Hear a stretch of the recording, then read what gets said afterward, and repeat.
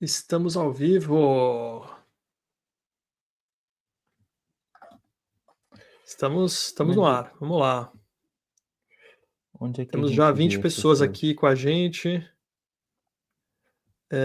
Não, a gente não vai ver ninguém, não. Mas as pessoas estão Mas eu não entrando consigo aqui nem. já. Mas eu não consigo ver Ó, a onde as Maria pessoas estão. tem aqui em cima, ó, 22 pessoas. A Marina Cordeiro já mandou: Ah, Olá, é. pessoal, estou assistindo de Lins, São Paulo, sou gerente de marketing B2B na HomeBuddy.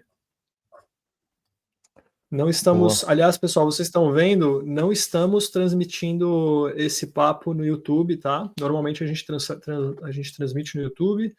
A gente está pensando ainda, dependendo de como for a participação de todo mundo, a gente está pensando se a gente coloca no ar no YouTube ou não. Então, se vocês sabem de pessoas que se inscreveram nesse papo de hoje, já mandem para essas pessoas o link para o pessoal acompanhar ao vivo aqui. Depois a gente, enfim, coloca nos canais aí, compartilha com todo mundo, mas a gente quer perguntas no final, então a gente está contando aí com a participação de todo mundo. Boa. Bom, pessoal, então já aproveitando aí, fazendo aquele clichê clássico de live, né? Vocês podem colocar aqui de onde vocês são, onde vocês trabalham, expectativas para hoje, e a gente também vai entrar aí no mesmo flow, a gente vai se apresentar um pouquinho e falar aí também da nossa expectativa para hoje. Acho que são 10:01. A gente pode começar o quê, Gabriel? 10:04, só para não ser 10:05, nem ser 10:03? Vamos. Vamos começar já se Vamos. apresentando. Às 10h04 a gente começa já com conteúdo Boa. e a gente começa já, de repente, falando um pouquinho para quem talvez não conheça a gente e não Então vamos esteja embora. aí no nosso dia a dia e no conteúdo do que a gente vai falar hoje, a gente já começa por aqui, de repente. Mas vamos lá, galera. Vamos colocando aí quem. Marina, de Lins, São Paulo, Homebody. Boa noite, Marina. Lara Benedetti, da Head de Marketing da Aprova. Boa noite, Lara. Vinícius Xavier. Frederico da Siga Leite, a gente já conhece. Seja bem-vindo, Frederico. Maria Dourado, boa noite. Marketing da Alianzo. Henrique da B2B Insiders. Olha o Henrique aí, show de bola. Bem-vindo, Henrique. Vinícius Xavier, Head de Conteúdo e de Mensagem na Acaso. Cris Exato Digital, da Exato Digital. Nina Finco, boa noite, Nina, coordenadora de marketing na Rabó. Rodrigo Chernac, grande Rodrigo, nosso parceiro, sócio da agência TAB. Quem mais? Érica Lopes, boa noite, Érica, da MET, gerente de novos negócios. Daniela Moura, da Cigalei, seja bem-vinda, Daniela. Agência Sander, Emerson. É isso, pessoal. Sejam bem-vindos. Estamos aí com 38 pessoas. Então, bom, acho que eu vou começar aqui me apresentando e dizendo um pouquinho da minha expectativa aqui para hoje. Passo rapidamente a palavra para o Gabriel também, para ele fazer o mesmo. Bom, meu nome é Davi Costa Lima, né? Eu sou cofundador da B2B Insiders. Antes disso, eu já trabalho aí, já tem mais de 10 anos com marketing, né? E empreendendo dentro da área de marketing há mais de 10 anos, 2015. Isso mostra que o tempo passa, que você vai adquirindo experiência, mas que você também vai ficando velho. Então, tem um lado bom e um lado ruim. E aí, há mais de 5 anos específicos aí focados em B2B, em especial esse B2B mais tech, esse B2B novo aí que gradativamente vem mudando o mercado, né? Acho que tem uma grande mudança aí com cloud e tudo mais, que as coisas começaram a realmente tomar um outro rumo. Então, desde então, eu e o Gabriel, a gente se uniu aí, tem mais ou menos uns 2, 3 anos, com esse intuito de entender um pouquinho esse novo momento, né, esse novo momento da tecnologia, esse novo momento de fazer negócios, para ter mais resultados, né? Começamos em 2022 falando sobre geração de demanda, né? É incrível assim a diferença, né, do nível de conhecimento de quando a gente começou para agora, né? E é isso. Muito feliz de estar aqui. Hoje nós vamos apresentar para vocês um material que é inédito, que é o nosso framework de geração de demanda. O objetivo aqui, e aí eu já falo para todos vocês aí, 47 pessoas online, que é um desafio, inclusive depois eu quero que vocês digam para a gente se esse desafio ele foi ou não foi bem sucedido, que é o seguinte, a ideia é que todo mundo aqui saia daqui hoje sabendo mais como organizar estrategicamente para que a sua operação tenha mais receita. né? Esse é o nosso objetivo aqui, é realmente passar um conteúdo que seja novo, que porém faça sentido para que vocês consigam implementar na operação de vocês. Então, no final aí, conto com o feedback de vocês e, sem mais delongas, passo para o meu parceiro Gabriel também dar as boas-vindas aí e compartilhar um pouquinho da experiência dele. Maravilha, boas-vindas, pessoal.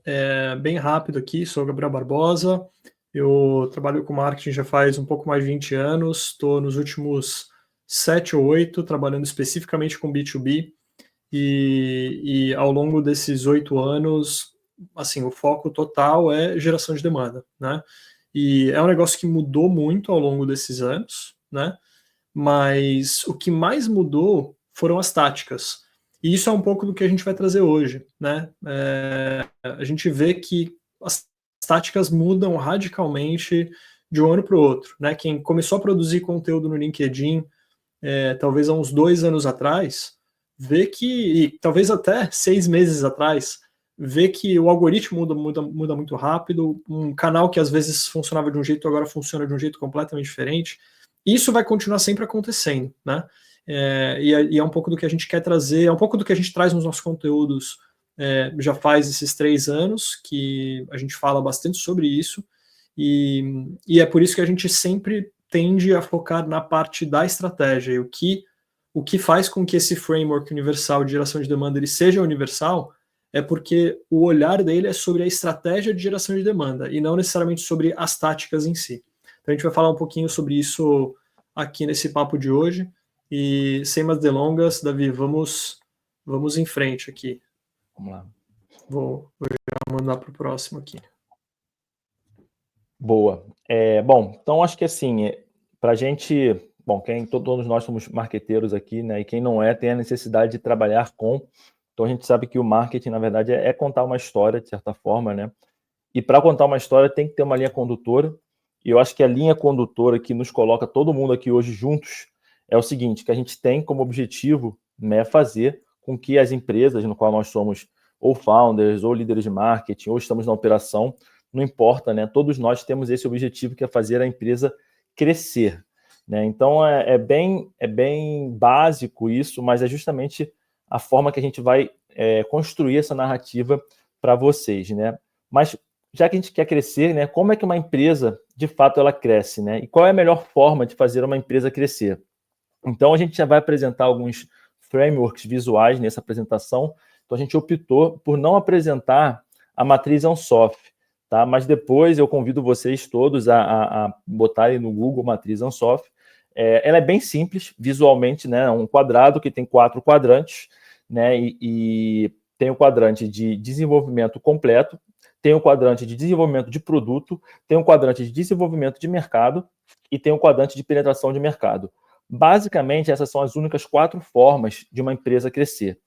Sendo que a penetração de mercado, que é onde nós vamos hoje focar, é basicamente quando você vende o mesmo produto para a mesma audiência. Ou seja, quando você já tem um produto, você tem uma audiência e você vai penetrar mercado. Essa é a forma mais fácil e que todas as operações estão, quando elas estão em processo de fato, ou validação de produto, ou de serviço, ou de escala, estão. Então, é a penetração de mercado.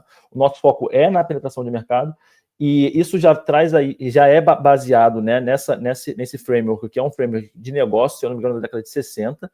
Então, esse é o motivo da gente falar muito sobre penetração de mercado, porque ele é o quadrante em que a grande maioria das empresas hoje se encontra dentro dessa matriz Ansoff, que é uma das 4 formas de uma empresa crescer, é a forma mais lucrativa que a empresa tem de crescer.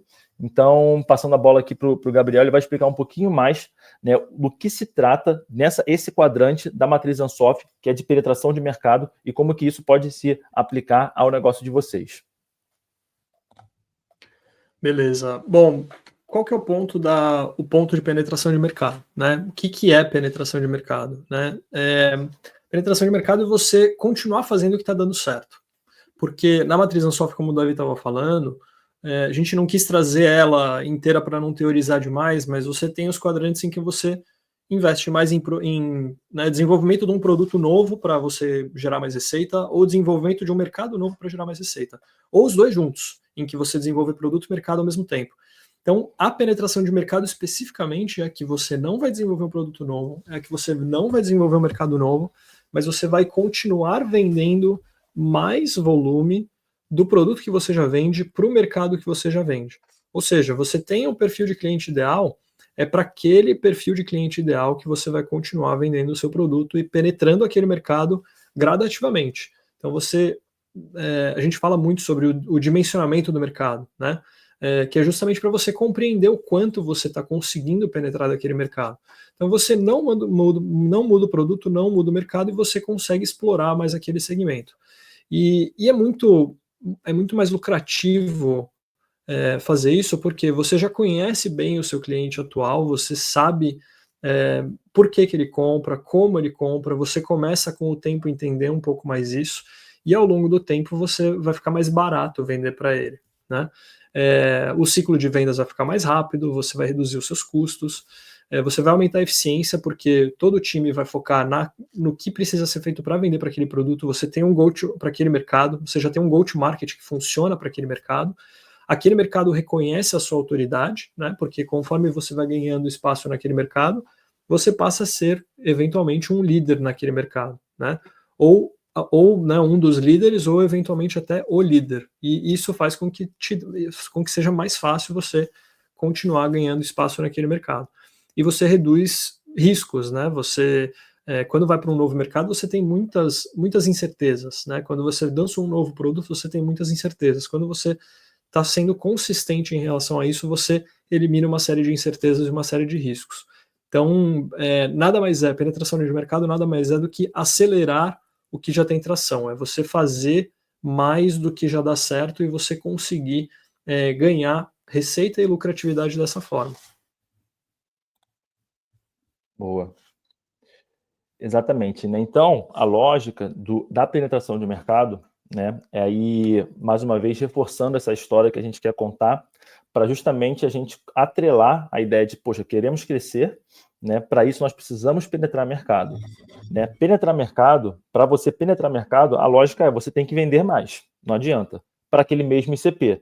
Caso você eventualmente mude de ICP ou você desenvolva um novo produto, você exatamente sai desse quadrante de penetração de mercado e você passa por todo um processo novamente para chegar. O que pode acontecer, né? Mas não é o nosso foco aqui, né? Então, para a gente crescer, nós temos que penetrar mercado, ou seja, a gente tem que vender mais. E o que é vender mais? É basicamente converter demanda, né? Então, a demanda, ela é a audiência, ela é a necessidade que existe dentro daquele grupo de contas ou pessoas, né? Então, você tem que converter aquele grupo de contas ou pessoas, aqui no caso do B2B, um grupo de contas, né, para que você consiga vender mais, consequentemente, você penetra o mercado e assim você ganha market share e você consegue se estabelecer. Tá? Então, a gente rapidamente aqui trouxe a matriz Ansoff, né, colocamos o foco na penetração de mercado, né, e estamos fazendo essa associação até chegar na demanda convertida, né? E para você, de fato, converter demanda, né, você entender exatamente como que funciona a demanda. Só há 4 formas de se trabalhar demanda, né? E para isso, damos o nome de geração de demanda. E quando eu falo damos o nome, não é nem eu e Gabriel, né? Esse é um conceito que a gente pegou do Chris Walker, tá? Da Refine Labs. Esse conceito específico. Todo o desdobramento de agora em diante já são desdobramentos aí do que eu e Gabriel a gente vem construindo com o tempo. Mas esse nome mesmo, essa construção de geração de demanda, a gente pegou deles, né? Então, o que é a geração de demanda? É basicamente dividir, né, a demanda em 4 etapas. Então, nós temos criação de demanda, captura de demanda, conversão de demanda e expansão de demanda. Sendo que a criação de demanda, a captura de demanda e a conversão de demanda são as 3 etapas responsáveis pela aquisição de novas contas. A expansão de demanda, ela é responsável por resell, upsell e cross-sell, ou seja, ela é depois da venda. O objetivo de uma estratégia de geração de demanda é você explorar o máximo de receita possível dentro daquele CP, dentro daquele mercado-alvo. Então, a lógica é, você vai criar demanda em cima daquele mercado-alvo, você vai capturar demanda em cima daquele mercado-alvo, vai converter, trazer ela para dentro de casa, e aí você, com as suas táticas de expansão de demanda, você vai potencializar o máximo de receita lógica, ela também é uma lógica universal, ela também é uma lógica aplicada a B2C e a B2B, não tem muita diferença. A diferença é que no B2B você vai ter essas etapas mais alongadas, justamente porque isso é um reflexo do ciclo de vendas, da complexidade, e é disso que vamos falar um pouco mais para frente. Porém, em linhas gerais, a lógica para penetrar mercado, para vender mais, é você entender que você tem que converter demanda, e para você converter demanda, você tem que trabalhar dentro de aquisição de novas contas, criação, captura e conversão. E é um pouquinho do que a gente vai falar aqui hoje. Maravilha. Acho que tem um ponto importante em relação a isso que a gente chegou a falar, eu falei um pouquinho na abertura, né? Que quando a gente separa nesses pontos, e aqui a gente está separando em criação, captura e conversão, e talvez esteja um pouco pequeno para todo mundo ver, vou até ver se eu consigo tirar a gente da tela. Bom, não, a gente vai ficar na frente aqui da tela, mas o ponto é que quando a gente separa em criação, captura e conversão, olhando só para aquisição, a gente consegue facilmente entender as táticas que a gente utiliza dentro de geração de demanda, para que elas servem, né? Elas servem para criação, elas servem para captura, elas servem para conversão, ou às vezes servem para os três, usadas de maneiras diferentes, né? Então a gente traz aqui nesse framework essa divisão, a gente traz também em cima, né, a parte de cima são, digamos, as etapas, né, de onde a empresa pode estar quando ela está percorrendo essa jornada. Mas o mais interessante aqui é a gente ver que cada etapa ela tem as suas táticas específicas, mas ainda assim as táticas elas continuam sendo táticas, né? O que isso quer dizer? Que a tática em si ela não vai resolver muita coisa, né? Então você não pode, quando você está olhando para a tática, achar que a tática de, sei lá, criar o podcast, vou fazer o podcast vai gerar demanda.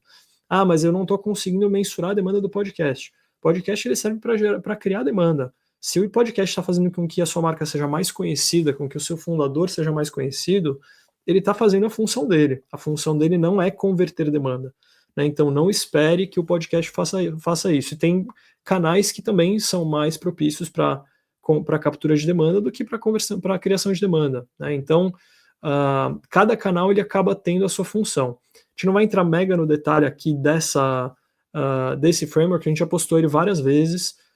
O ponto aqui é a gente ver que cada tática ela tem a sua função dentro do todo. E isso traz a gente para... Tá com bastante texto esse slide, tá, pessoal? Mas vou tentar resumir aqui, que no final, o que acontece no nível de o que acontece quando a gente fala de mensuração de resultado, e a gente falou um pouco sobre isso numa mentoria que a gente fez semana passada, é que o ROI, qualquer tipo de mensuração de resultado, ele deve ser feito sobre o programa de marketing, ele deve ser feito no nível de estratégia, não da tática. Então, quando você está olhando para uma tática, não adianta tentar fazer um ROI por canal, por exemplo, né? O ROI por canal é assim a pior receita para você conseguir provar resultado de um programa de marketing, porque você vai medir o retorno. Como que você vai saber, por exemplo, necessariamente se o podcast ele gerou demanda para você, né? Você tem algumas formas de fazer isso, mas você não vai conseguir de fato ver ver as coisas isoladamente, né? Então, quando a gente fala de retorno sobre o investimento, ele precisa ser feito sobre o programa como um todo, e quando a gente fala, por exemplo, de geração de lead, né, nas táticas mais antigas de inbound marketing, você tinha canais para geração de lead, e hoje em dia eles ainda existem, né? Mas simplesmente tentar usar esses canais como são os melhores canais para gerar demanda, você na verdade está pensando mais com a cabeça de captura de demanda, né? E aí, quando você faz isso, você mata, por exemplo, a possibilidade da sua marca gerar mais awareness, gerar mais consideração, que é muito, muito importante, muito necessário no B2B AutoTicket. A gente vai falar um pouquinho sobre isso quando a gente mostrar o framework completo, mas você precisa necessariamente daquele momento em que você está gerando awareness e consideração no começo, nas táticas do começo dessa jornada, né? Então, né, assim, até a gente trouxe aqui um pouco do que eu falei antes, né, que não dá para esperar que PR, podcast, social selling, eles capturem demanda, porque eles não vão capturar demanda. Então, acho que esse ponto é super importante para que a gente possa seguir, porque às vezes as pessoas ficam presas nas táticas e isso acaba travando um pouco os programas de geração de demanda delas. E aí, Gabriel, só um detalhezinho, tipo, se você tem uma operação que foca no... Só voltar ali um pouquinho, só para... que é o ponto 2, na verdade, que é um ponto super importante, que é o que acontece em muita operação hoje. Quando você tem uma criação de demanda acontecendo, né, e você tem uma pressão, seja uma pressão top-down, né, tipo assim, temos que medir resultado, o que vai acontecer é que o seu marketing vai acabar começando a empurrar a criação para a captura, porque o investimento, né, ele está na criação. Você está trabalhando justamente dentro do seu ICP para você gerar awareness e consideração, e você tem várias táticas para isso, que são as táticas que estamos listando aqui. Mas se você quer começar a ter algum tipo de mensuração um pouco mais palpável, isso começa a acontecer na captura, que é justamente quando você começa a puxar essas contas para dentro do pipeline. Se você tem uma mentalidade dentro de marketing que você tem que mensurar tudo, o que vai acontecer na prática o marketing ele vai acabar deixando as ações de criação de demanda de lado, vai acabar focando na ação de captura de demanda, e isso vai desencadear num problema que a gente vê hoje, que é a geração de lead sem intenção, que é o MQL, ou mesmo o outbound frio. Né? Ou seja, justo por quê? Porque você não vai conseguir mensurar integralmente todas as ações, todas as táticas de criação de demanda. Então, ter esse nível de clareza, até para dialogar internamente, para fazer o buy internamente, ou se você está aí como um founder, também entender que, poxa, um podcast é o melhor exemplo que tem. Muito do que acontece, né, no consumo de um podcast, ele vai ser dark, você não vai conseguir traquear nem mensurar, e nem por isso o podcast ele deixa de ser importante numa estratégia de criação de demanda. Tá? Então, isso acho que é um ponto super importante de atenção, porque acaba muitas operações vivem um pouco esse dilema, né? É isso aí. Quer dar uma recapitulada, então, no que a gente falou até agora? Boa. Gente, a gente está com um desafio aqui de falar rapidinho, tá? Isso foi uma coisa que eu e o Gabriel a gente falou antes, porque senão a gente fica complementando. Então, a gente já está aqui meio que avançando, mas só para recapitular um pouquinho da lógica que a gente trouxe aqui, né, para vocês, né? Então, beleza, nós estamos na nossa operação, a gente quer crescer, né? Para crescer, nós precisamos, então, penetrar mercado, isso aí, né, embasado aí pela matriz Ansoff. Para penetrar mercado, obviamente, nós temos que vender mais, é assim que a gente consegue gradativamente ganhar espaço, né? E para vender mais, a gente precisa ter a demanda convertida. Só que para a gente ter a demanda convertida, a gente precisa justamente de ter uma estratégia de geração de demanda, que nada mais, nada menos do que você elencar todas as táticas de criação, táticas de captura e táticas de conversão, conforme a gente mostrou no slide anterior. E agora talvez venha a pergunta, que é justamente que a gente pode estar se fazendo agora. Tipo, beleza, entendi isso um pouco na prática, mas como eu, de fato, monto uma estratégia eficiente de geração de demanda para a penetração de mercado para a minha operação, para o meu cenário. Então agora a gente vai mostrar para vocês como é que você pode começar a montar e organizar a sua própria estratégia de geração de demanda. Mas antes... Acho que antes tem um ponto... mas antes, e realmente estava até ali, ó, tinha até um antes aí. Porém, antes, né, eu acho que esse aqui é um entendimento que a gente já falou sobre isso várias vezes, tem muita gente que fala sobre isso no LinkedIn, né, e eu acho que a gente traz aqui só para reforçar, né, que a geração de... como é que funciona, né, a demanda, né, em linhas gerais. Tá? Então, a gente tem aí esse dado do The B2B Institute, que acaba que já virou um dado meio que onipresente no LinkedIn hoje, né? É que, bom, em média, 5% da audiência ela vai estar no momento de compra, isso no B2B, tá? O que acontece é o seguinte, esse cálculo 95,5, ele tem uma lógica por trás, tá? Ele é pautado num tamanho médio de contrato, então, no caso aí, o 95,5, ele é pautado num tamanho médio de contrato de 5 anos, então, em linhas gerais, se você tem um contrato de 5 anos dentro do seu setor, né, tem um racional por trás que diz que, cara, por conta disso, em média, somente 5% do seu tamanho de mercado anualmente vai renovar contrato. Né? Não quer dizer que vai procurar um novo fornecedor. Ele vai renovar contrato, vai ter sempre 5% da sua audiência renovando o contrato anualmente. Né? Esse é o racional por trás do 95,5. Se você tem um contrato menor, talvez esse percentual seja um pouco maior. Porém, eu acho que aqui é menos sobre o racional em si, tá? Inclusive, eu fiz um post explicando esse racional, quem quiser, de fato, calcular o próprio racional do seu próprio mercado, mas eu acho que é menos sobre entender esse percentual e mais sobre entender que, na verdade, a minoria do seu mercado vai estar, naquele momento, ativamente procurando por uma solução. Você sempre vai ter uma grande maioria que não vai estar ativamente procurando por uma solução, né, que é o 95%, mas que está consumindo a sua categoria porque ela é seu ICP, né? E aí somente 5%.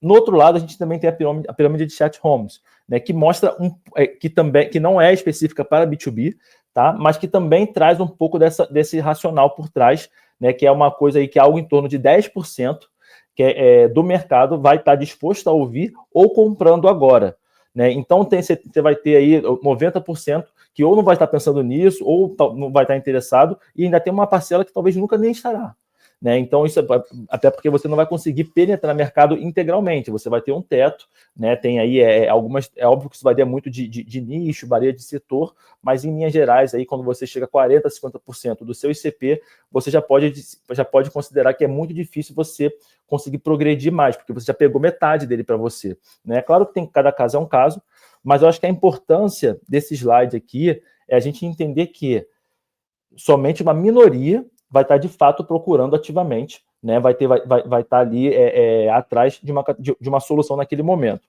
E o problema é que no B2B Auto Ticket, quanto maior é o ticket, menor é o tamanho de mercado. Então, menor vão ser essas empresas que vão estar ativamente procurando por uma solução. Tá? Mais para frente, que é justamente onde tem um framework que a gente vai apresentar, existe uma lógica de como lidar com essa minoria no baixo ticket, no ticket médio e no ticket alto. Tá? Então, isso aqui é super importante, esse entendimento, porque por mais que você tenha o melhor marketing do mundo, o melhor produto do mundo, o melhor time de vendas do mundo, você não vai conseguir colocar para dentro um número muito grande de empresas, porque elas têm barreiras, né? E no B2B você vai ter barreira fiscal, vai ter barreira de budget, você vai ter várias questões que fogem do seu controle. Então, esse entendimento ele é muito importante de ter para justamente antes de você montar a sua estratégia de geração de demanda. Legal, mas acho que esse slide ele é essencial para que a gente.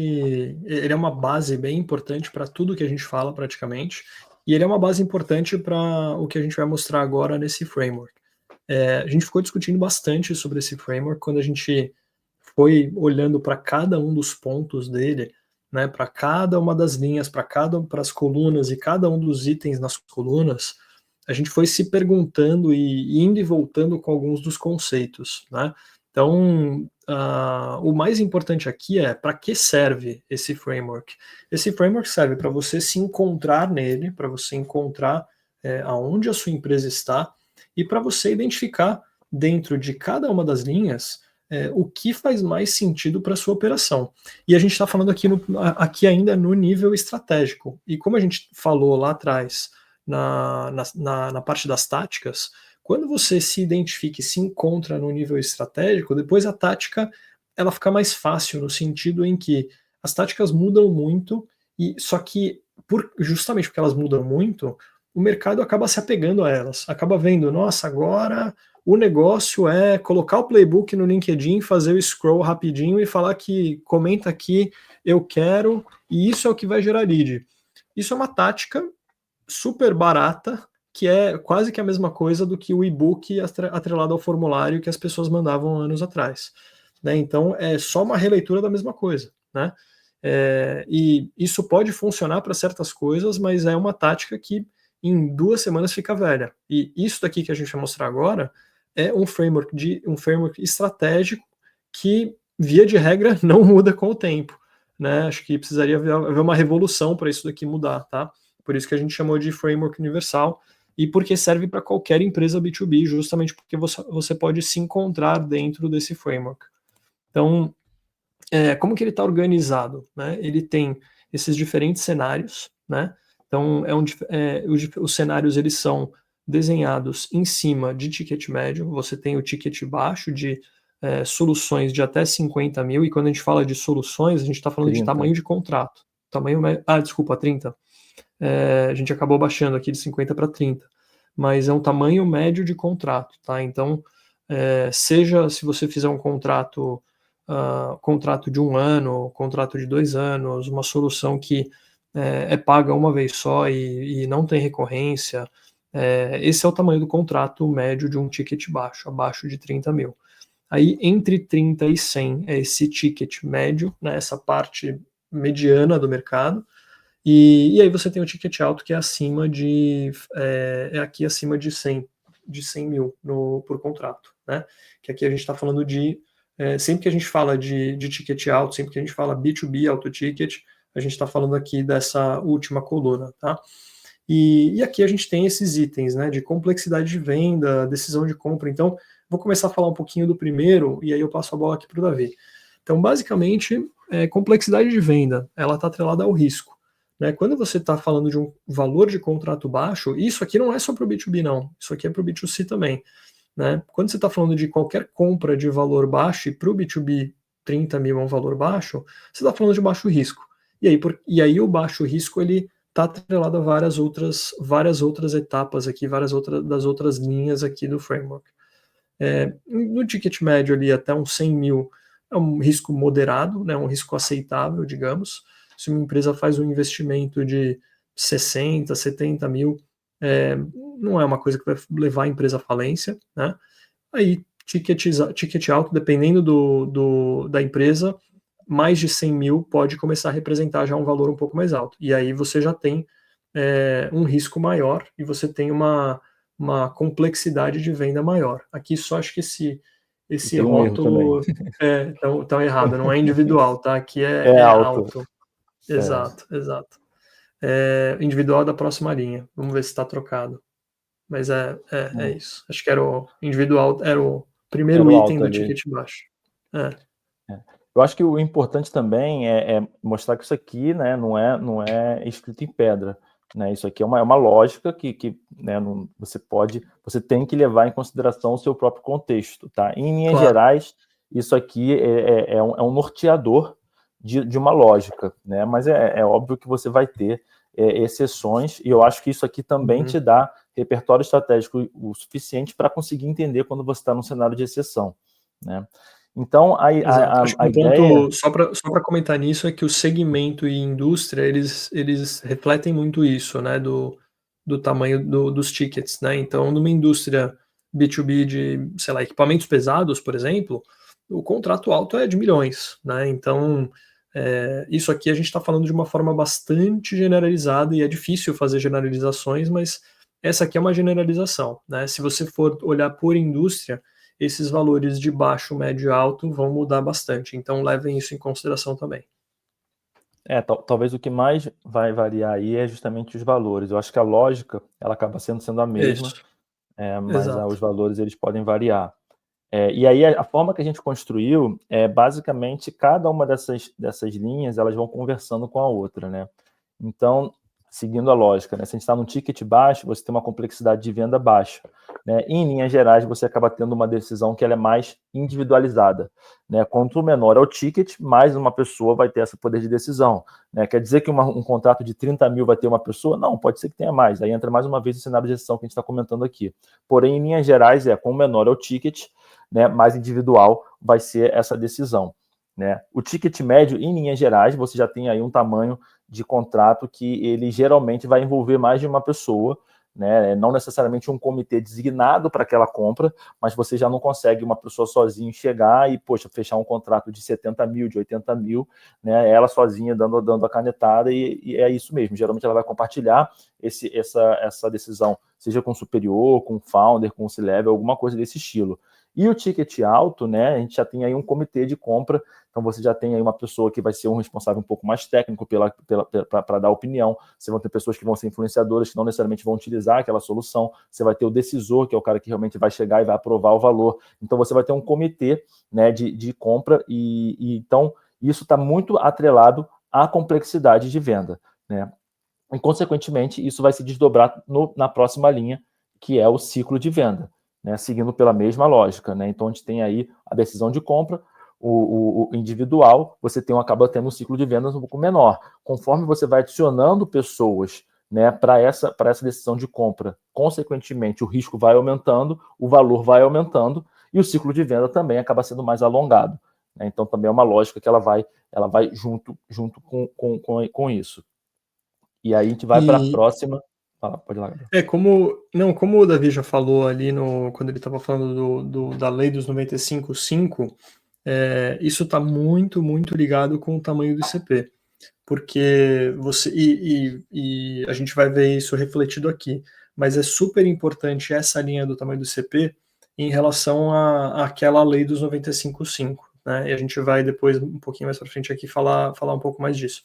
Mas quando a gente tem um tamanho de ICP, quando a gente tem esses valores, essa divisão, né, do ticket baixo, médio e alto, você naturalmente tem um tamanho de mercado amplo no ticket baixo, médio no ticket médio e pequeno no ticket alto, justamente porque você tem um número de players muito menor disposto a investir numa solução daquele valor, com caixa para investir numa solução daquele valor. Então, quando a gente está falando do ticket alto, enquanto que no ticket baixo é um número muito maior de pessoas, né? Então, enfim, é uma lei econômica praticamente isso aqui, né? Mas isso influencia muito, atrelado também a coisa do risco, às próximas linhas, né? Então, isso faz com que a demanda ela seja latente no ticket baixo, justamente porque você tem um mercado mais amplo. Então, porque você tem na lei dos 95.5 aqueles 5% dispostos a comprar dentro de um mercado mais amplo, 5% vai representar bastante dentro do mercado amplo. Então você já tem uma demanda latente. E é por isso que quando você tem uma solução de baixo ticket, você faz uma tática de captura de lead, por exemplo, para um mercado amplo, baixo ticket, isso vai funcionar muito melhor do que para um mercado menor, baixo ticket, né? Porque no menor, baixo ticket, no menor do ticket, você tem uma demanda mais escassa, porque esse 5% no absoluto, ele representa muito pouco. Então, você, ao tentar fazer uma tática de geração de leads, você vai ter um retorno muito menor. Você eventualmente pode, por exemplo, vou lançar o e-book ou sei lá o que, com a tática do LinkedIn do eu quero. Você vai ter um monte de gente interessada no seu conteúdo, mas efetivamente pessoas que estão em empresas de fato prontas no mercado para comprar uma solução como a sua, é um número muito finito se você está falando do B2B auto ticket, né? Então, esse ponto aqui é muito, muito importante para ser levado em consideração, porque isso define praticamente tudo do resto aqui do framework e define também o quanto que as táticas para cada uma das etapas de criação, captura e conversão, o papel de cada uma delas também, né? Então, esse ponto é super importante de ser considerado olhando para a lei dos 95.5. Você chegou a botar o de demanda, Gabriel? Apareceu agora. Pô. Desculpa, eu achei que eu tivesse botado, tá? Não, mas você já explicou, beleza. E aí pode passar para o investimento, então, porque eu acho que aí é basicamente o que... E aqui eu acho que a gente entra, talvez, num ponto sensível que... É uma seara difícil de ter, uma conversa difícil de ter. Muita gente vai ter dificuldade de engolir isso. Então, mas ao mesmo tempo a ideia desse framework é trazer um pouco de clareza, né, na lógica desses proxies, que, cara, não são proxies nossos, assim, tem algumas pessoas que já falam desses proxies, assim, em linhas gerais, só que aqui a gente tenta trazer um embasamento, né, do porquê. Mais uma vez, isso aqui não é uma recomendação, longe disso, isso é só um norteador, né, de pensamento estratégico. Né? Porém, em linhas gerais, é o que o Gabriel falou, se você está falando de um mercado amplo, um tamanho de CP amplo, onde você tem uma complexidade de venda baixa, né, você vai ter uma demanda latente, que é esses 5%, que é essa lei econômica que a gente comentou no slide anterior, grande o suficiente para que você esteja sempre capturando demanda. Por isso, o investimento ele pode se dar ao luxo de ser, em sua grande parte, performance, porque você tem demanda a ser capturada, você tem uma demanda latente a ser capturada. Né? E aí tem um detalhe também super importante, que a gente talvez vai colocar um pouco mais para baixo, mas que já vale a pena aqui a menção que, quanto menor é o ticket, mais comoditizado vai ser a solução em linhas gerais.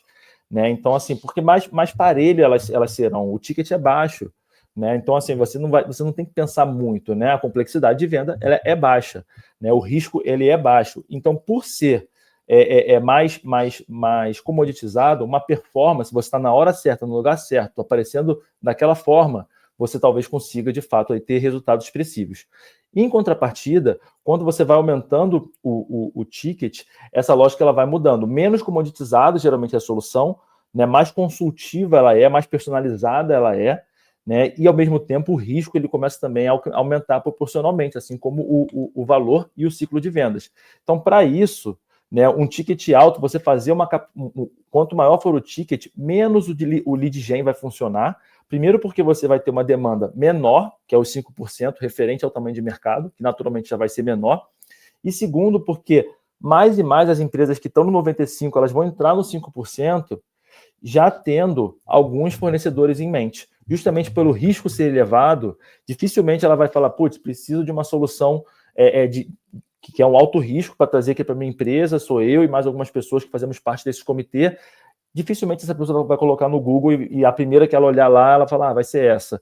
Ou vai ter um anúncio ali do tipo, clique aqui para você fazer uma geração de lead, né, um lead gen, e você vai cair, vou esperar, vou ver o que essa empresa tem para me oferecer. Dificilmente, você vai acabar fazendo pesquisas prévias, você vai acabar ouvindo podcast, entrando em comunidades. Por isso que para o ticket alto, para tudo, né, é importante, mas para o ticket mais alto, uma criação de demanda bem feita é fundamental para que você tenha uma vantagem competitiva nos 5%. E é por isso que a justificativa do investimento ela está muito mais para o awareness, né, para a criação de demanda, para o 80% em awareness e o 20% em performance. E, obviamente, a gente tem um ticket no meio aí que equilibra um pouco isso, porque você acaba tendo, às vezes, um cenário em que você tem uma certa complexidade, mas, ao mesmo tempo, também o tamanho de mercado ele não é tão pequeno assim, você consegue fazer algum tipo de performance, ao mesmo tempo que você cria demanda na outra parte. Então, é mais ou menos essa a explicação do investimento pautado nas linhas acima. E agora, acho que... Eu queria... não, eu queria dizer que, assim, eu queria ter um pouco da temperatura, tá? Todo mundo bastante quieto aí no chat. Queria ter um pouco da temperatura aí de vocês, principalmente a reação em relação a esse ponto, porque é um ponto muito sensível, né? E as pessoas têm muita dificuldade em defender isso, muitas vezes, dentro das suas empresas, porque está todo mundo olhando para o resultado de amanhã, né? Mas como vocês viram, a gente tem uma lógica aqui para você, é quase que uma lógica de uma apresentação de buy-in para chegar nesse ponto e você conseguir defender esse ponto aqui.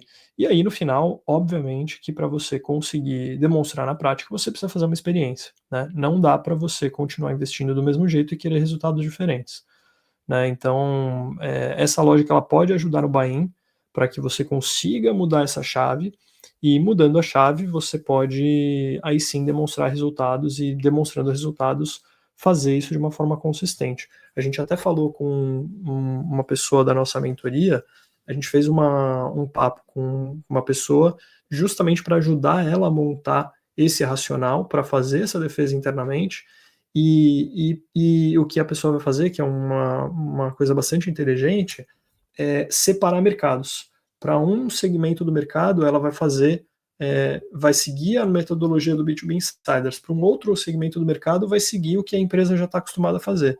E vai colocar as duas coisas uma contra a outra, justamente para fazer essa prova interna. A gente está ajudando a pessoa na nossa mentoria a seguir essa lógica, para que ela consiga demonstrar os resultados com o que a gente, né, assim, com essa metodologia que a gente tem. E quando a gente fala de qualificação, a gente está falando de, basicamente, a qualificação que muita gente conhece pela qualificação que o SDR faz, né? E a qualificação no inbound, ela, né, assim, ela é feita normalmente na captura, né? Mas quando a gente fala a qualificação do inbound ela é feita na captura, a gente normalmente está com a cabeça muito mais naquela coisa do inbound veloz, né? Do inbound do ticket baixo, do inbound da venda do SaaS e etc, né? Não acontece tanto dessa maneira quando a gente está olhando para o ticket médio. No ticket médio ele tem um pouco disso, mas tem também uma pré-qualificação. Você deveria já fazer uma pré-qualificação no sentido de saber com quais empresas você gostaria de falar. E no ticket alto, a pré-qualificação deveria ser total, né? Você deveria fazer essa pré-qualificação antes da etapa de criação de demanda, que a gente vai falar agora, em seguida, justamente para que você tenha a captura de demanda sendo feita só das empresas que são as empresas interessantes para o seu negócio, as empresas que fazem parte de fato do seu ICP. E esse ponto ele muda tudo. Ele faz com que a operação fique mais barata, ele faz com que as empresas que que o time de vendas começa a falar necessariamente sejam as empresas corretas e naturalmente as taxas de conversão elas aumentam, justamente porque você já está educando só o seu mercado e você está também eliminando desperdícios do ponto de vista de investimento de mídia na etapa de criação. Então, a pré-qualificação é um ponto super importante que seja compreendido por todo mundo, e isso influencia muito na captura de demanda. Aí, Gabriel, sobre esse lance, até antes da gente passar para a criação, rapidinho, gente, essa parte da qualificação, eu acho ela muito importante a gente entender, porque ela é a lógica que está por detrás de uma operação bem sucedida, tá? Então, assim, é uma lógica, né? Então, cara, se você está num cenário de tamanho de mercado alto, muito grande, e um ticket baixo, você não vai conseguir dimensionar todo o mercado, colocar todo mundo numa lista e atacar, porque, na verdade, é um mercado imenso. Então, você vai ter que fazer uma estratégia abrindo, né, a sua segmentação, sabendo que você vai impactar muita gente, e aí, conforme essas pessoas chegam até você, você faz uma qualificação na captura para justamente entender, é ICP ou não é ICP. E aí, se no ICP, vai para dentro. Basicamente, é o que o Gabriel falou, é o SDR. Então, por isso que a gente colocou aqui a qualificação é feita na captura, porque essa é a única forma de você ter um modelo de negócio sustentável para uma operação de ticket baixo. Né? Por isso que um ABM ele nunca vai servir para um ticket baixo. Né? O ticket médio, né, é o que o pessoal hoje aí tem nos dois momentos, né, você traz ali uma parte, né, da mesma forma, você vai fazer a qualificação na captura, mas você pode ter ali uma wish list, uma lista de empresas específicas em que você vai fazer uma estratégia focada somente nelas. Né? Então você vai ter um pouco dos dois, né? Você vai basicamente trabalhar nesse meio termo. E o ticket alto, tá? O que a gente fala que é uma qualificação feita antes da criação é o seguinte: antes de você colocar as suas táticas de criação de demanda para rodar, né, newsletter, social selling, social ads, podcast, eventos, você já vai ter noção de quais são as contas que você vai impactar. Né? Então, porque você está num cenário de ticket alto, você está num cenário de um tamanho de mercado pequeno, né? E aí que o pessoal chama de ABM, tá? Mas é que o ABM, na verdade, ele vai além disso, né? E aí eu acho que isso também é uma distorção de mercado que não é papo para hoje, mas é como se fosse um ABM que as pessoas me conhecem, porque você acaba fazendo uma qualificação prévia em nível de criação. E isso está atrelado à lógica por trás do sucesso da operação de ticket baixo, ticket médio e ticket alto. Do contrário, a conta não fecha. Beleza. Então, seguindo aqui para criação, né? Em criação, a gente quem já ouviu falar do Novo Inbound sabe que a gente fala dos 3 pilares do Novo Inbound, né? Que são a educação, qualificação e confiança. E a gente trouxe essa divisão da criação de demanda, né? Em que quais são os pontos essenciais para cada um desses 3 segmentos, mas isso não quer dizer que os outros 2 pilares eles não estejam presentes nos outros segmentos, né? Ou seja, a gente tem aqui no segmento de ticket baixo um conteúdo educativo muito importante, justamente porque, e aí, né, quem já trabalhou com marketing de conteúdo para ticket baixo, e já fez leis lá de 2012, 2015, a tática de blog SEO para trazer gente para o site para preencher o formulário, para levantar a mão, né? Tal da levantada de mão. É basicamente isso, e aí isso muda a roupagem ao longo dos anos, né? Como a gente falou já antes, as táticas mudam e a estratégia permanece a mesma. A estratégia continua sendo conteúdo educativo para trazer as pessoas e elas converterem em inbound, né? E aí, quando a gente fala do ticket médio, a ênfase é no conteúdo de qualificação, justamente porque eu quero ter o mínimo de empresas que estão fora do meu ICP vindo inbound, mas ao mesmo tempo eu vou ainda ter uma captura inbound no ticket médio. Então o conteúdo de qualificação é super importante. E o que é o conteúdo de qualificação? É o que na hora que a pessoa vê o conteúdo, ela se autoqualifica. Ela vê aquele conteúdo, ela fala, isso aqui é para mim, isso aqui não é para mim. E aí, naturalmente, quando ela vê que é para ela vai lá e converte, né? E enquanto que, por último, no ticket alto, você tem uma presença super importante e relevante de conteúdos que passam confiança. Porque a confiança no ticket alto é o que vai fazer as pessoas converterem. Então, de novo, não quer dizer que esses pontos não estejam aqui nos outros segmentos, mas eles são essenciais em cada um desses. E aí, Davi, a gente está aqui já 10 minutos faltando, então eu vou te pedir para ir para o próximo para a gente dar uma acelerada aqui. Boa. Então aí é basicamente, né, o que o Gabriel explicou, né, quando a gente está em um cenário de ticket baixo, né, você vai ter que, justamente porque você tem que ter muitos deals para fazer a sua operação ser financeiramente sustentável, você vai ter que fazer que as pessoas venham até você, né, essa é a tradução literal de inbound, né, então você tem aí o seu território, as pessoas vão ter que vir até o seu território, né, do contrário, imagina se você tem uma operação de ticket baixo, né, baixo mesmo, sei lá, um Netflix da vida, imagina se você coloca um time de vendas para fazer um outbound, a conta não fecha, né, então a lógica é mais ou menos essa. O ticket médio você já começa a ter alguma coisa de inbound, mas também com alguma coisa de outbound, que é como também o Gabriel mencionou aqui na parte de cima, ou seja, você já está num cenário que é um pouco mais restrito, você já tem uma operação que ela é um pouco mais direcionada, mas você ainda tem um tamanho de mercado grande o suficiente, um ticket que não seja tão alto, para que você tenha que ainda assim fazer uma captura de demanda inbound em paralelo ao outbound.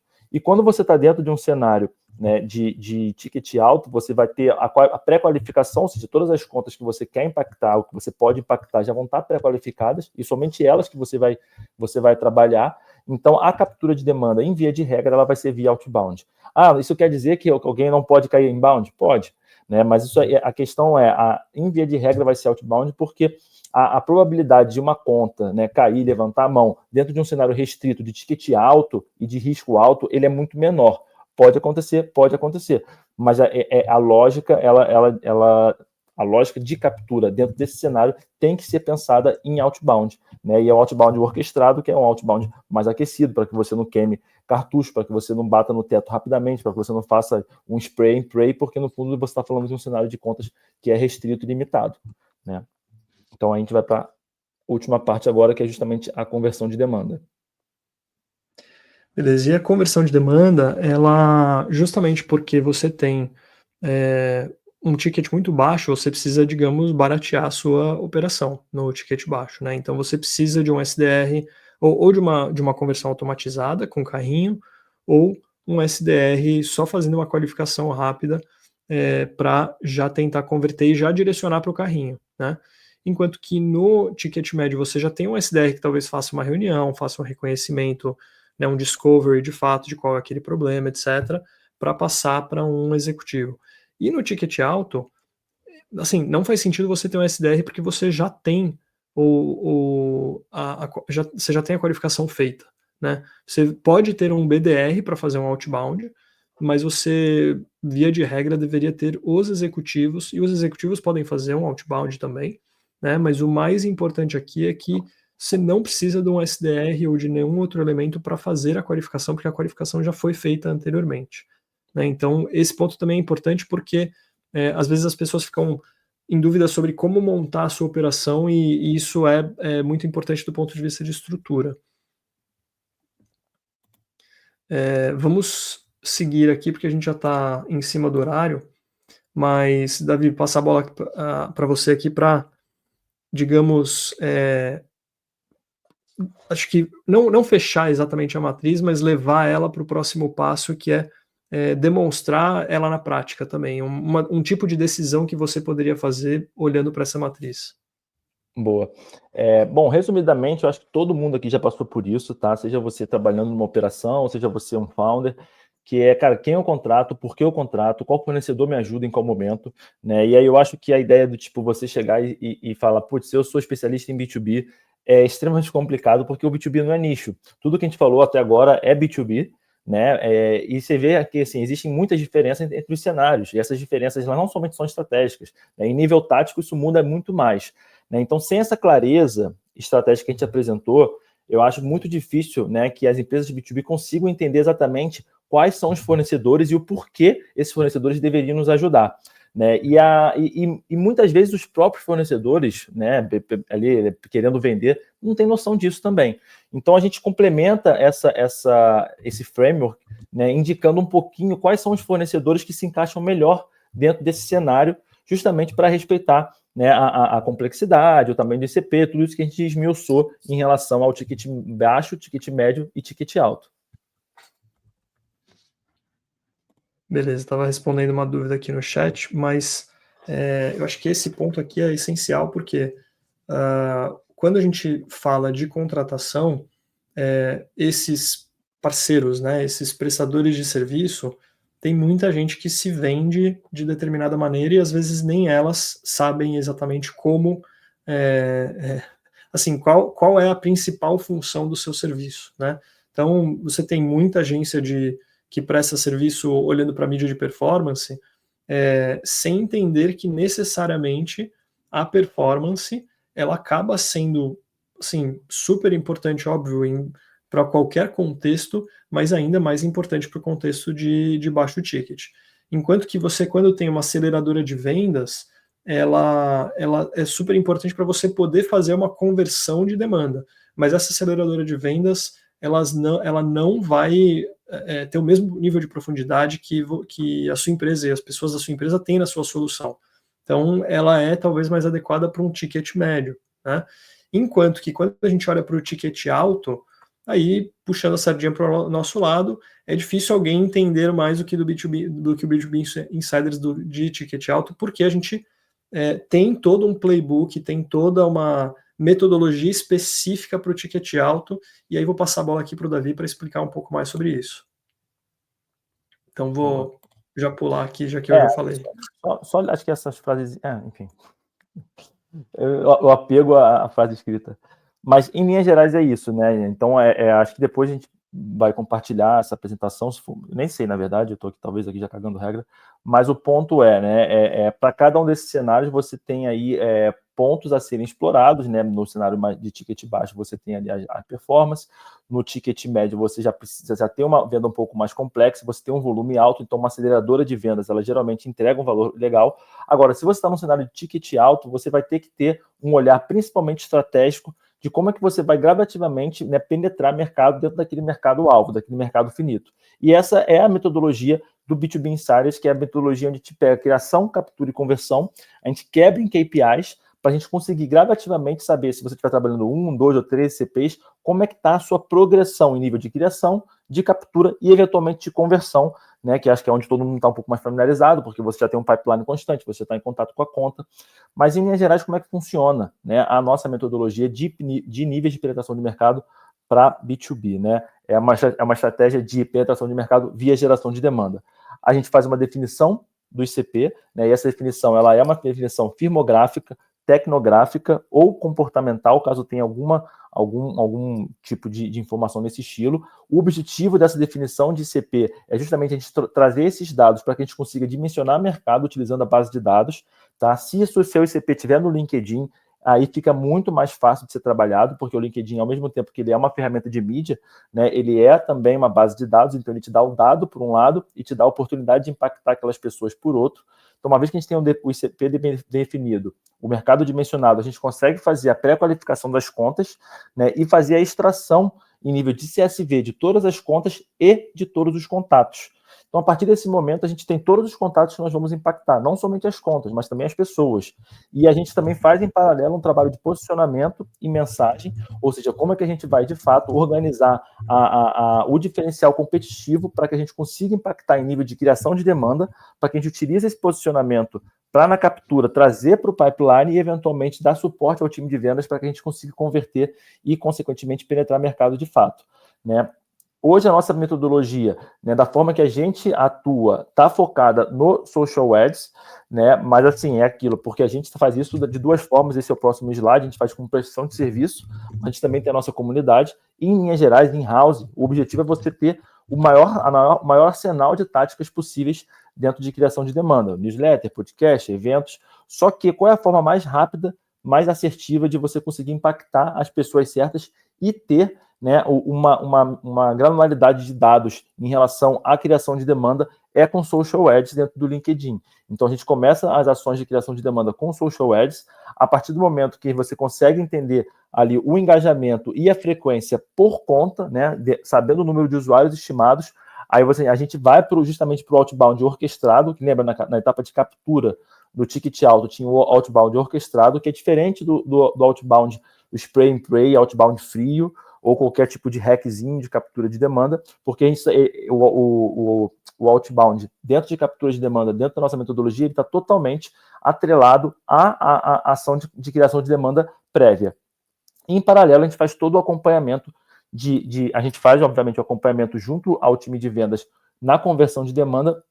Em paralelo, a gente faz a mensuração constante de todos os níveis de penetração de mercado. Então, você tem uma noção exata de como é que está sendo o acompanhamento e a evolução da sua penetração de mercado em criação, captura e conversão. E o lado positivo é que você vai entender exatamente, caso haja um gargalo, aonde é que vai estar aquele gargalo e o porquê aquele gargalo está acontecendo. Então, a gente brinca aqui que o objetivo de uma boa estratégia de marketing não é necessariamente acertar. Ela não tem essa obrigação, mas ela tem sim a obrigação de saber onde é que está o erro, para que rapidamente você consiga resolver e aí sim continuar a sua estratégia de penetração de mercado. Então, é mais ou menos assim que funciona. Eu acho que depois a gente pode explicar com um pouco mais de detalhes aí cada uma dessas etapas, como é que elas de fato se conectam, mas essa é uma estratégia de penetração de mercado que toda operação B2B auto-ticket hoje, que tem seu ICP, principalmente no LinkedIn, deveria estar fazendo. E a gente vai explicar um pouco mais sobre essa metodologia toda de uma forma muito simples, né? Até pulei o próximo slide para já ser mais direto ao ponto aqui. Então, como o Davi falou, como que a gente ajuda empresas B2B a colocar tudo isso em prática, né? A gente faz isso pelas empresas com a nossa geração de demanda as a service e a gente tem uma formação e mentoria onde a gente ensina os nossos alunos a fazerem, né? Então, tem algumas empresas que estão ali, estão aqui com a gente já. Algumas dessas empresas estão na consultoria, né, na geração de demanda as a service, algumas estão na formação. E se você escanear esse QR Code, você pode me mandar uma mensagem no WhatsApp e a gente pode estar em contato para falar com você sobre as dificuldades que você tem, né? E olhando para essas dificuldades, a gente vê se faz mais sentido você, né, se você precisar da nossa ajuda, fazer isso por conta própria, né, estando na formação e na mentoria, ou com o nosso time trabalhando para vocês para que coloque isso em prática, né? Então, temos aqui no chat pessoas que estão na nossa formação, né? O Rodrigo Chernak, que está aqui, estava aqui, comentou já antes mais cedo, está na formação, então tem um pessoal aqui do Insiders que entrou aqui no papo para acompanhar, e a outra coisa super interessante é que na formação e mentoria, além de mentorias a cada 2 semanas e um curso completo, olhando especificamente para a estratégia e também táticas, mas olhando principalmente para o estratégico, vocês têm acesso a um grupo, esse grupo de mentorados, esse grupo da formação, e que tem uma discussão muito, muito, muito rica. O capital humano ali é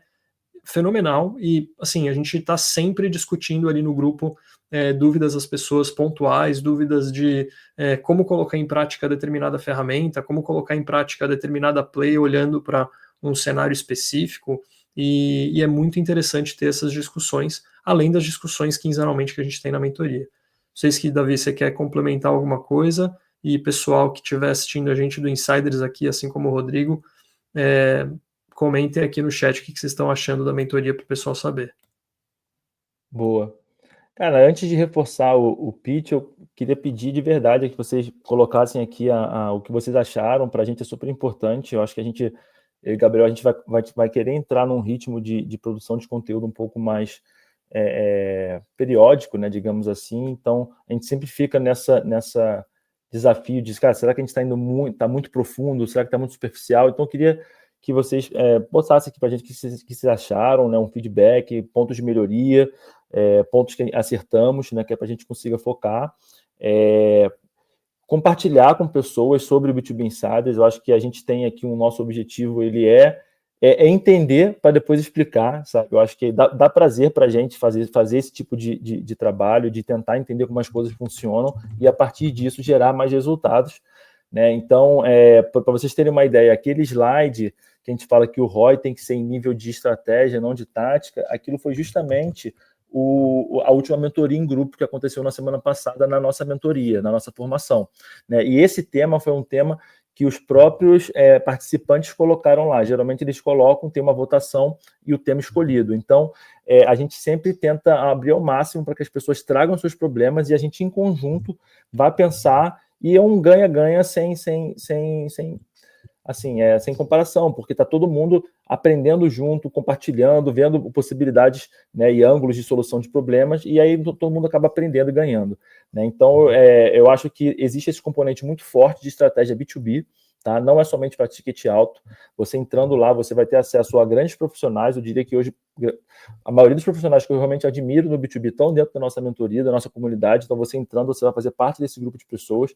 Você vai ter acesso ao curso gravado, em que a primeira parte do curso gravado é um foco extremamente em estratégia, tudo aquilo que eu gostaria de ter aprendido na faculdade, mas com viés prático, de ação, de fato, atuação no dia a dia.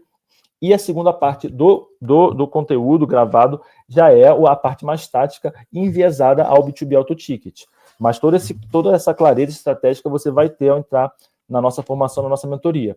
E caso você tenha uma operação de B2B Auto Ticket em que seu ICP esteja no LinkedIn e você quer que a gente pilote para você, que você só acompanhe, né, os níveis de penetração de mercado, aprenda como é que faz, ou faça, ou a gente, junto com o seu time, consiga montar isso, também vai ser um prazer. Se você estiver aí dentro do nosso ICP, a gente vai ter que fazer uma qualificação, porque a gente abriu aqui um pouquinho, isso aqui a gente não está no ticket alto aqui, então, mas vai ser um prazer ter você com a gente. Eu acho que a ideia é mais ou menos essa, e é isso, gente. Obrigado a todos pela presença. Vamos ver se tem mais alguma pergunta, alguma coisa aqui, Gabriel. Como é que você... Ou a gente já vai... São 11h07, né? São 11h07, acho que... Quer dizer, são 7h07. São 7h07.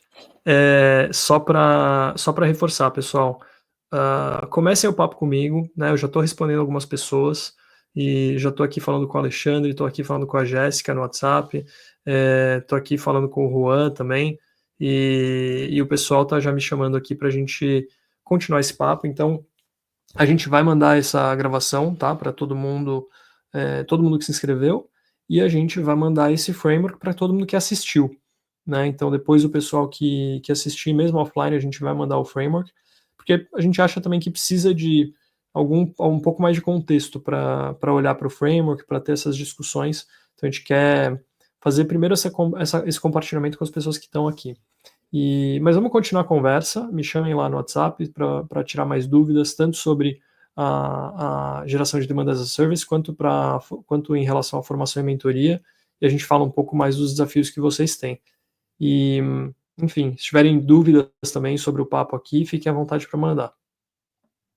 É isso, pessoal. Se vocês não seguem a gente no LinkedIn ainda, é o nosso canal principal, é onde a gente, de fato, está mais atuante, e podem mandar a mensagem.